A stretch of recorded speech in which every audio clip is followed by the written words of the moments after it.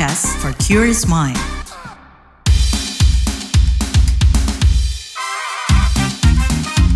What's Trending KBR Pagi, siaran pagi radio paling update.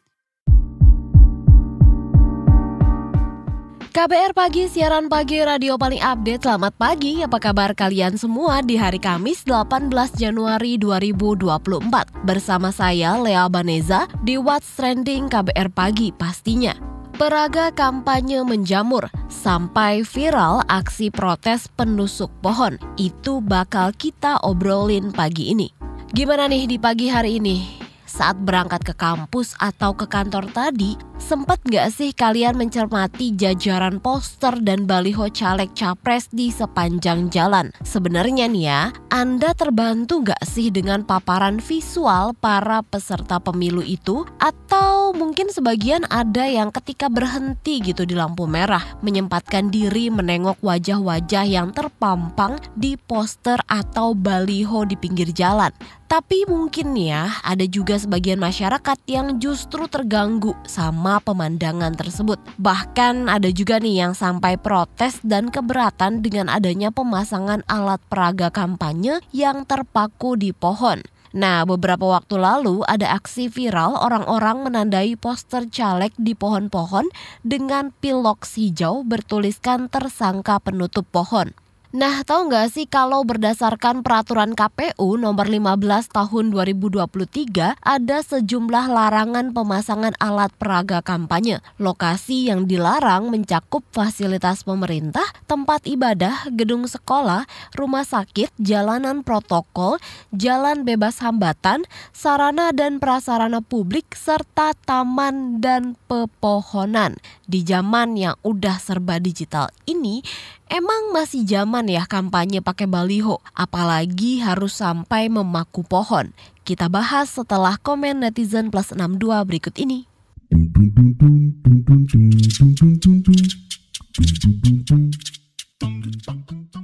Pertama dari akun @mokxx. Duh, muak banget lihat baliho caleg berantakan banget di jalan. Mana menuhin banget. Masalahnya isinya gak jelas, gak ada visi misi or else, nyampah doang. Ini Jakarta aja, vibes-nya kayak di kampung gara-gara banyak spanduk-spanduk partai gak jelas. Capek deh nyopotinnya, spanduk depan rumah. @sayxx, hampir semua kota deh, sangat mengganggu keindahan kota dan harusnya udah pakai medsos buat kampanye, tapi tetap aja nyampah. @minxx, ini yang naruh bendera atau baliho tiap meter di pinggir jalan akal-akalan siapa sih? Sumpah, padahal gak ada yang peduli. Udah modern gini loh, ganti strategi harusnya sih bisa, soalnya nyampah.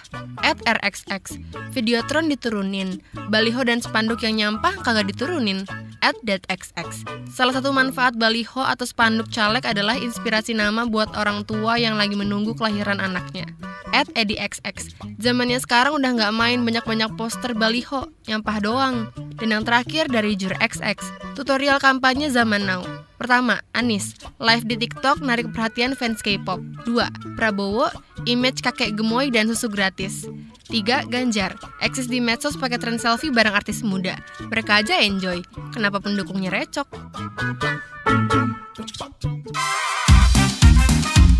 What's Trending KBR Pagi, siaran pagi radio paling update. Melihat banyaknya baliho-baliho caleg, Ketua KPU Bali, I Dewa Agung Gede Lidartawan, mengatakan dirinya sudah mengajak calon-calon legislatif menggunakan metode-metode lain saat berkampanye. Misalnya, kampanye via Videotron dan media sosial. Itu saya mencoba untuk mengisi ruang-ruang kosong kampanye ini. Selama ini kampanye kan hanya begini-begini doang nih, balihonya ini. Nggak bisa bunyi, nggak bisa apa. Dan terlalu banyak membuat hal-hal permasalahan. Ada robek, dikasih awalan jadi dirobek, semua ribut. Bawaslu sibuk, KPU sibuk, kemudian polisian sibuk, intel-intel pada sibuk. Terus gunanya apa? Kemarin saya ditanya sama anak-anak muda yang 54% sekarang pemilih kita. Ketua, slogan Pak Ketua itu bagus. Pemilih berdaulat, negara kuat. Bagaimana saya bisa berdaulat? Bagaimana saya bisa memilih calon dengan baik kalau hanya disodorin yang begini-begini doang? Ubah dong, Ketua. Ya, saya bilang, saya akan dekatin. Saya sudah lakukan itu 5 tahun yang lalu. Di daerah pemilihan Bangli, DPRD Bangli, itu sudah sepakat nggak pasang baliho. Sebab kalau itu semua pasang baliho, DPR pasang baliho, DPD pasang baliho, semua pasang baliho, bisa jadi nggak jadi nonton Gunung Batur sendiri. Dan itu tidak mencerdaskan. Oke lah, zaman-zaman dulu oke lah. Sekarang eranya sudah digital. Bali sudah punya pergub tentang penanggulangan timbunan sampah plastik. Apa yang kita lagi? Kenapa kita nggak go green election? Ya, kalau kita kembali ke produk-produk yang bisa dipakai untuk yang mungkin ramah lingkungan, kenapa enggak? Dan kalaupun tidak, sekarang ada Videotron ada. Dan bisa bergerak, bisa berucap apa yang dia lakukan. Medsos banyak. Kenapa nggak pakai medsos? Ya, dan di situ pasti ada, mungkin durasinya anggaplah 2 menit gitu. Saya ini loh buktinya, ini loh saya lakukan untuk bangsa dan negara. Sehingga masyarakat tahu kenapa harus dipilih. Kalau peneliti Forum Masyarakat Peduli Parlemen Indonesia Formapi, Lucius Karus, menilai menjamurnya baliho-baliho di sepanjang jalan menunjukkan bahwa politikus-politikus di Indonesia lebih ingin menunjukkan pencalonannya ketimbang apa yang sudah mereka lakukan buat bangsa ini. Padahal, kata Lucius, yang penting itu menunjukkan kerja-kerja dan kapabilitasnya sebagai calon wakil rakyat. Ya, saya kira sih dengan masifnya spanduk-spanduk yang ada di jalanan, saya mulai merasa ini bukan kampanye yang simpatik lagi gitu ya. Apalagi wajah-wajah yang kita tahu ada di spanduk-spanduk itu adalah wajah-wajah petahana gitu ya. Orang-orang yang selama ini tidak pernah kedengaran saat mereka menjabat gitu ya, saat mereka menjadi anggota DPR, tiba-tiba menjelang pemilu bersaing dengan caleg pendatang baru, menjejali ibu kota ini dengan wajah-wajah mereka gitu ya. Wajah-wajah yang saya kira membuat kita tidak simpatik, karena mestinya yang kita terima dari mereka adalah hasil kerja, bukan perubahan wajah karena kosmetik yang lebih baik karena pendapatan dia sebagai anggota DPR yang memadai selama ini. Idealnya kan seperti yang saya katakan tadi, yang diberitahukan oleh incumbent atau petahana ini ke publik adalah hasil kerjanya gitu ya. Jadi kalau dia bekerja, kalau dia membangun komunikasi yang intens dengan pemilihnya selama 4 tahun, bahkan 4 tahun lebih sampai sekarang, mestinya dia nggak perlu bikin spanduk besar-besar loh ya. Yang perlu dia sampaikan di jalanan itu apa yang dia sudah kerjakan sebagai anggota DPR selama 4 tahunan ini gitu ya. Kalau kemudian yang lagi-lagi disodorkan foto yang sama yang juga ada di pemilu 2019, ya itu sangat menjengkelkan gitu ya. Yang mestinya kemudian kita disodorkan kinerja, hasil kerja selama dia menjabat, bukan wajah yang dengan rona memelas suara dari pemilih yang kemudian kita saksikan hari-hari di sepanjang jalan.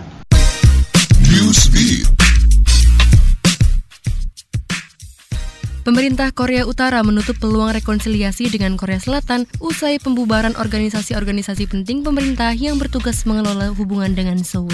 Dikutip dari Reuters, pemimpin Korea Utara Kim Jong-un menegaskan akan menempatkan Korea Selatan sebagai musuh nomor 1 di dalam konstitusi negaranya.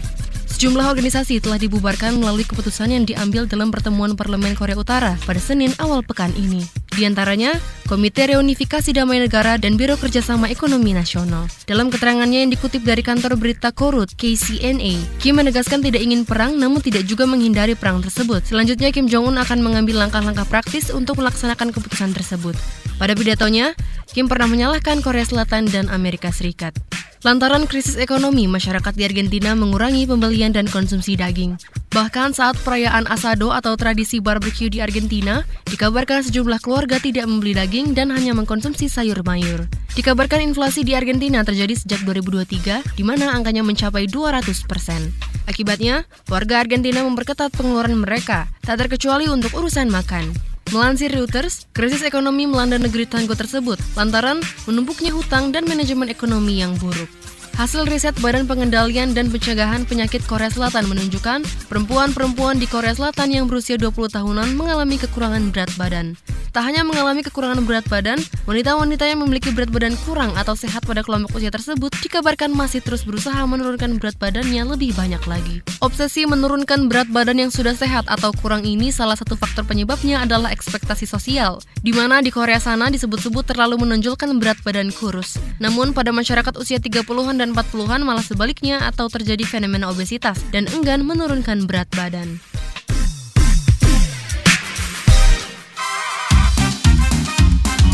Trending KBR Pagi, siaran pagi radio paling update. Masih bahas soal peraga kampanye menjamur sampai viral aksi protes penusuk pohon. Kita dengerin dulu yuk komen pemilih-pemilih pemula soal kampanye pakai baliho ini. Spanduk atau baliho yang nempel di pohon itu saya kurang setuju karena satu sangat mengganggu dan sangat mengganggu keindahan sih, khususnya karena sangat spam banget dan banyak, bukan hanya beberapa caleg saja tapi misalkan ada satu caleg yang masang di situ 2 gitu, dan itu juga menurut saya sangat mengganggu. Kalau menurut saya 50% dan 50% bobotnya dari yang baliho dan juga kampanye di media sosial karena sama-sama punya peran penting. Nah, dari yang sisi yang pertama menurut saya baliho itu dapat membantu bagi yang tidak aktif dalam media sosial, sebagai contohnya mungkin ibu-ibu atau kaum lansia yang tidak paham dengan sosial media. Nah, juga untuk teknik kampanye di media sosial itu dapat membantu suara anak muda karena anak muda juga mempunyai peran penting dalam kampanye dan juga dalam pemilihan umum di tahun ini. Maka banyak caleg juga inspiratif yang membuat di media sosial itu menjadi lebih tertarik dan lebih menarik dengan berbagai hal yang dilakukan di turun-turun di rakyat itu. Menurut saya baliho sama spanduk-spanduk yang jalan itu menurut saya kurang penting ya, karena itu bisa merusak kayak panorama kota juga. Terus kayak kan baliho itu kan cukup besar ya, menurut saya itu kan juga bahannya dari kayak plastik atau bahan-bahan yang emang susah terurai, itu bisa jadi sampah juga sih nantinya. Jadi menurut saya baliho ini kurang penting juga karena kan mereka juga cuma menampilkan mukanya mereka aja gitu kan. Jadi menurut saya itu baliho nggak berpengaruh apa-apa sih gitu kalau buat kita sebagai pemilih gitu. Menurut saya sendiri, saya sih lebih ngelihat kalau kampanye gitu sih lewat sosmed ya, karena di sosmed kan biasanya ada penjelasannya kayak alasan-alasan kenapa harus milih mereka, sedangkan kalau baliho kan cuma foto mereka doang, kayak apa yang mau kita lihat dari itu gitu. Kalau menurut saya sih itu. Menurut aku itu agak kurang efektif ya, apalagi yang mereka pampang hanya muka mereka dan harus coblos di mana. Menurut aku lebih efektif kalau mereka bikin spanduk yang isinya visi misi mereka, kayak apa aja prestasi yang udah mereka dapet. Aku tuh lebih tertarik kayak gitu sih daripada pakai spanduk-spanduk ditempel di pohon yang emang kalau menurut aku pun itu ngerusak pandangan dan ngerusak lingkungan juga, bakal buat sampah juga gitu. Kalau menurut aku gitu sih. Jujur menurut aku itu udah kuno banget, udah ketinggalan zaman banget sih pakai spanduk-spanduk, karena sekarang orang into to medsos gitu. Orang-orang juga kayak apa-apa dengerin lewat medsos, ngeliat lewat medsos juga gitu. Jadi menurut aku lebih efektif lewat medsos sih, selain mengurangi biaya juga, biayanya nggak terlalu besar, juga ramah lingkungan sih kalau menurut aku, karena nggak jadi sampah yang berserakan atau ngerusak pandangan gitu. Sebenarnya gimana sih tren kampanye di 2024? Apa masih zaman kampanye via poster dan baliho? Kita tanya ke pengajar pemilu Fakultas Hukum Universitas Indonesia UI, Titi Anggraini. Kemarin kan sempat viral terkait dengan baliho-baliho yang ditempel di jalan-jalan, khususnya yang di pohon gitu, di piloks hijau dengan tulisan tersangka penusuk pohon ke sejumlah poster caleg nih. Nah, kalau misalnya kita merhatiin kan di jalan-jalan itu ada banyak banget ya Mbak ya, pohon-pohon dan baliho-baliho yang terpasang. Nah, kalau Mbak Titi sendiri melihat gimana nih terkait dengan hal ini? Ya, gerakan itu tidak lepas dari ekspresi frustasi publik ya, atas pembiaran yang bisa disebut ya, sebut saja pembiaran dari otoritas yang berwenang, baik Bawaslu ataupun pemerintah daerah. Bawaslu dan pemerintah daerah seperti tidak berdaya di dalam menegakkan aturan main dalam kampanye. Jelas pasal 70 dan pasal 71 peraturan KPU nomor 15 tahun 2023 tentang kampanye mengatakan bahan kampanye dan alat peraga tidak boleh dipasang di pohon, termasuk juga taman begitu. Tetapi kan kalau kita lihat hampir tidak ada celah, di setiap sudut itu selalu ada saja pohon yang ditempeli bahan kampanye caleg begitu ya. Nah ini kan semestinya otoritas negara dengan personel, kewenangan dan jajaran yang mereka pilih ya tidak boleh kalah gesit dan kalah sigap dengan kepiawaian caleg di dalam melakukan mendirikan pohon untuk kepentingan kampanye kan. Nah, masyarakat yang kemudian jengah dan kemudian merasa tidak ada tindakan yang konsisten dan tegas dari otoritas yang berwenang, baik Bawaslu ataupun Satpol PP mewakili pemerintah daerah, akhirnya ya mengaktualisasi kefrustasian dan kejengahannya itu melalui tindakan-tindakan sosial bersama begitu ya, dengan istilahnya itu kan penghukuman dari masyarakat kan terhadap caleg-caleg yang melanggar aturan main kampanye begitu. Jadi mestinya Bawaslu dan pemerintah daerah tertampar dengan gerakan itu, bukan kemudian membangun pembenaran bahwa mereka sudah berusaha menertibkan tetapi terpasang lagi. Ya itulah seninya di dalam menegakkan aturan main, jangan sampai kalah oleh para pelaku pelanggaran kan. Kalau mereka ditertibkan dan melanggar lagi, artinya penertibannya harus dilakukan terus-menerus, dilakukan lagi dan lagi begitu. Kalau kemudian hanya karena menertibkan 1, 2, 3 kali dan itu terus diulangi lagi negara melalui Bawaslu dan pemerintah daerah menjadi kalah, ya wajar kalau kemudian masyarakat menunjukkan ketidakpuasan dan protesnya melalui gerakan sosial tersangka penusuk pohon tersebut begitu. Jadi saya melihat itu alamiah begitu, masyarakat ya memang sudah tidak tahan dan terganggu melihat pelanggaran pemilu yang nyata-nyata terbiarkan dan terpampang di depan mereka. Di Undang-Undang Pemilu dan di regulasi pemilu itu sudah diatur tentang larangan dalam kampanye, dan di peraturan KPU pasal 70, pasal 71, peraturan KPU 15/2023 jelas dilarang memasang bahan kampanye yang dapat ditempel di pohon dan juga mengganggu ketertiban umum, kan jelas. Pohon itu kan untuk penghijauan dan kemudian dia tidak boleh diganggu ya, karena itu mengganggu ketertiban umum. Oke, Mbak Titi, tapi kalau misalnya kita melihat kampanye-kampanye di baliho yang sebenarnya kan isinya tuh cuma foto, nama, dia nomor berapa, dari partai berapa gitu ya. Itu sebenarnya ketinggalan zaman nggak sih Mbak, atau kayak masih efektif nggak sih sebenarnya untuk menarik orang untuk milih gitu? Mbak, di tengah pemilu kita yang kompleks dan dengan begitu banyak aktor, impresi kepada pemilih itu sekecil apapun itu akan dilakukan. Dan mengapa mereka memilih baliho di jalanan? Karena alat peraga itu tinggal relatif lama di lokasi-lokasi yang selalu dilewati pemilih begitu. Jadi dan efek eye catching atau menarik perhatian itu diharapkan bisa membawa akses kepada minat yang lebih besar untuk mencari tahu. Jadi mereka itu tidak sekedar mengandalkan alat peraga, tetapi juga misalnya diikuti oleh metode kampanye yang lain begitu. Nah, baliho dan alat peraga ini meskipun sudah ada media sosial, tetapi kan orang tidak serta-merta selalu membuka media sosial. Jadi dia akan selalu digunakan untuk melengkapi semua aktivitas kampanye yang dilakukan oleh caleg. Walaupun caleg berkampanye di media sosial, bertemu tatap muka, melakukan pertemuan terbatas, memasang iklan, tetapi baliho pun tetap akan dia gunakan untuk menyempurnakan aktivitas kampanye yang dia lakukan, sehingga tidak memberi celah kepada misalnya potensi ketidakterpilihan.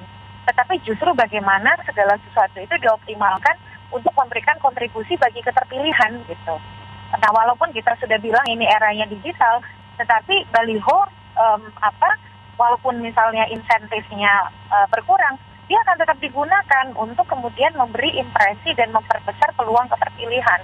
Nah, ketika misalnya ditambah lagi pengawasan dan penegakan hukumnya lemah, ya makin menjadi-jadi begitu. Mbak, tapi kalau ngomongin soal kampanye di media sosial atau di media-media lainnya gitu ya, itu pengaruhnya gimana terhadap pemilih? Apakah cukup besar juga? Tergantung penuh kepada cara berkampanye dan kreativitas kampanye ya. Kalau kemudian juga dengan metode yang serupa yang hanya menonjolkan simbol-simbol, ya tidak akan memberi impresi lebih kan begitu. Makanya kan caleg-caleg kita ini jadi menjadi pemilih di Indonesia itu memang tidak mudah, karena yang dikenali itu aktor-aktor politiknya itu sangat banyak begitu. Caleg di suatu dapil itu ratusan.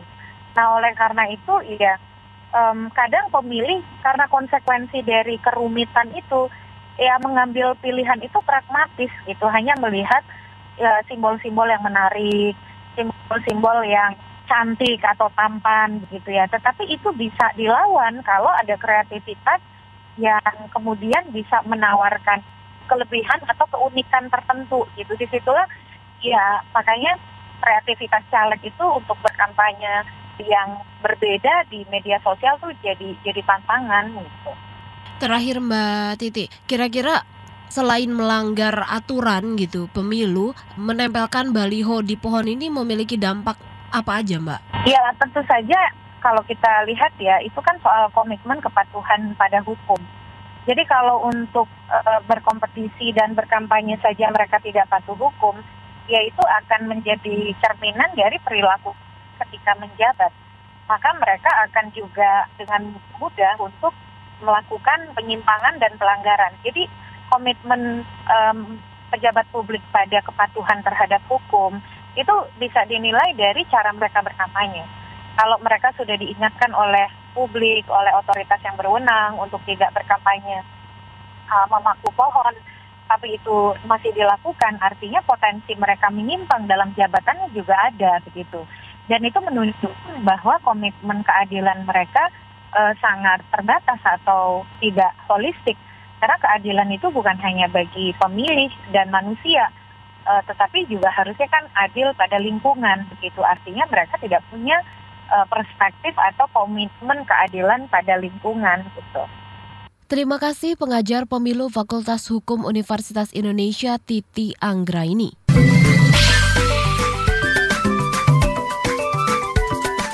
WhatsApp Indonesia. WhatsApp Indonesia kita mulai dari Yogyakarta. Paguyuban warga Noto Prajan Yogyakarta berinisiatif mendirikan posko pemilu damai menjelang pemilu 2024. Perwakilan warga KRT Purbokusumo mengatakan posko itu bertujuan untuk meredam kericuhan maupun bentrokan antar pendukung. Kata dia, pendirian posko ini menggandeng organisasi kemasyarakatan dan pemerintah setempat agar pelaksanaan Pilpres maupun Pileg di Yogyakarta bisa terlaksana dengan aman, tertib, dan nyaman. KRT Purbokusumo menambahkan, daerahnya termasuk wilayah rawan kericuhan saat pemilu berlangsung. Dia juga menjelaskan, posko tersebut juga sebagai sarana informasi ketika ada isu-isu yang berkembang tanpa tahu kebenarannya. Selain itu, kata dia, posko juga dijadikan sebagai sarana konsolidasi antara pihak yang bertikai. Sebab, belum lama ini di wilayah tersebut juga sempat terjadi penyobekan baliho salah satu paslon sebanyak 2 kali. Selanjutnya menuju Flores Timur, Nusa Tenggara Timur. Penduduk di 5 desa di Flores Timur, Nusa Tenggara Timur mengungsi akibat erupsi Gunung Lewotobi laki-laki. Gunung Lewotobi laki-laki yang terletak di Kabupaten Flores Timur dikabarkan mengalami aktivitas vulkanik yang signifikan dan berada di level awas.